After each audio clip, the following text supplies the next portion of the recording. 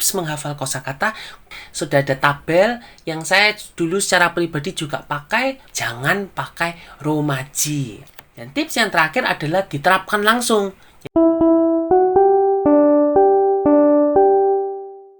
Minasan, konnichiwa, ketemu lagi di Nichimoto Family. Dan kali ini kita ada di sesi Nichimoto Festival. Gimana minasan belajar bahasa Jepangnya? Tanoshi desu ka? Apakah menyenangkan?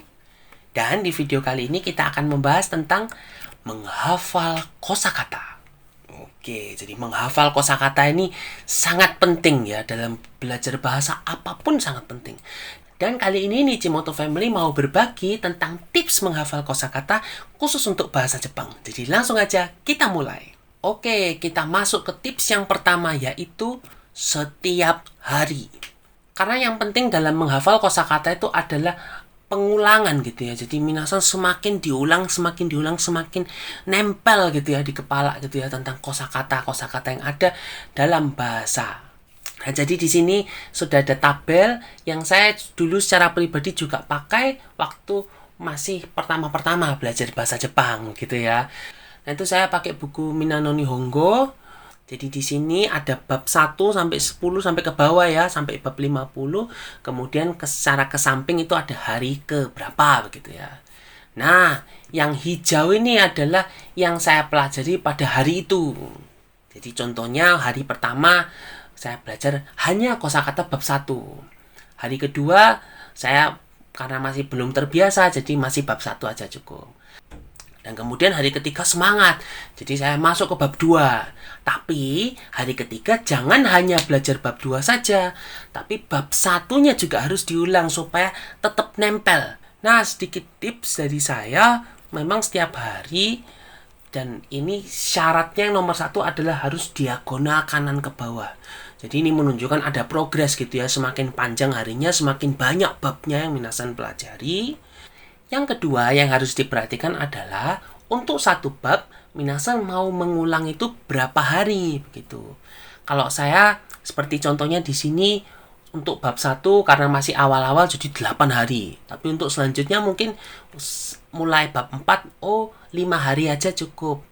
Nah, tapi yang di sini jangan dilupakan kalau misalnya sudah masuk ke bab-bab yang berikutnya, contohnya hari ke-16, kan itu sudah lama tuh tidak mengulang yang bab 3. Jadi minasan bisa masukkan di sana, saya mau review lagi bab 3, apakah masih ingat atau tidak gitu. Jadi kotak ke arah samping ini menentukan seberapa sering minasan mengulang vocabulary atau kosakata di bab tersebut. Semakin banyak minasan semakin hafal begitu. Tapi juga harus diperhatikan kotak arah bawah ini yang menjadi beban begitu ya bagi minasan. Jadi dalam satu hari minasan harus belajar, contohnya untuk hari ke-9 5 bab, berarti bab 2, 3, 4, 5, 6 gitu ya. Jadi ini bisa disesuaikan dengan kesibukan minasan masing-masing gitu.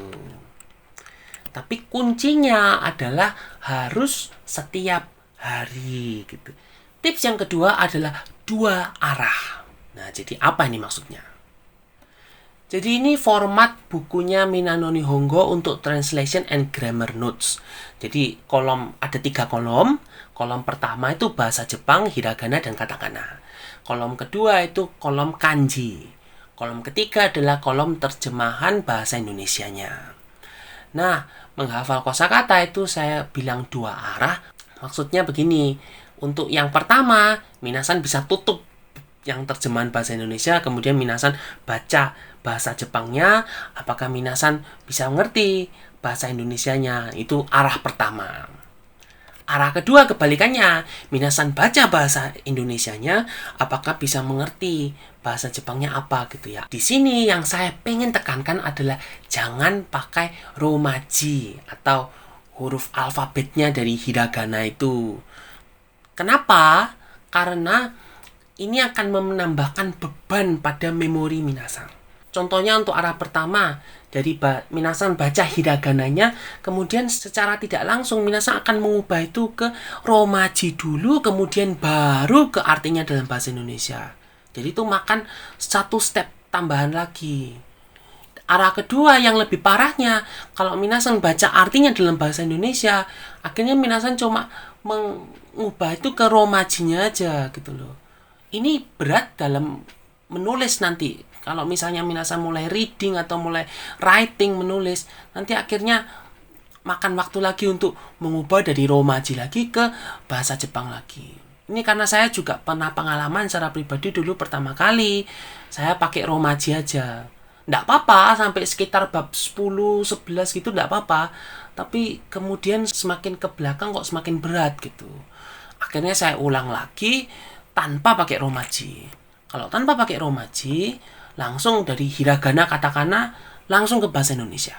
Arah kedua juga dari bahasa Indonesia langsung diubah ke hiragana dan katakananya. Karena yang penting kan minasan membaca bahasa Jepangnya yaitu hiragana dan katakana dan bisa mengerti artinya. Dalam kehidupan sehari-hari di Jepang jarang sekali ada romaji, hampir tidak ada begitu.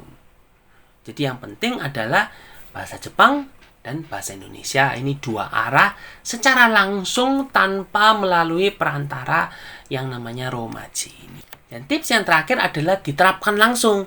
Jadi kosakata ini bisa diterapkan langsung ke grammar. Kalau minasan belajar grammar, minasan coba pikirkan kosakata yang bisa masuk ke pola kalimat yang sedang minasan pelajari. Atau sedang belajar speaking, coba gunakan kosakata yang minasan pelajari sebanyak mungkin.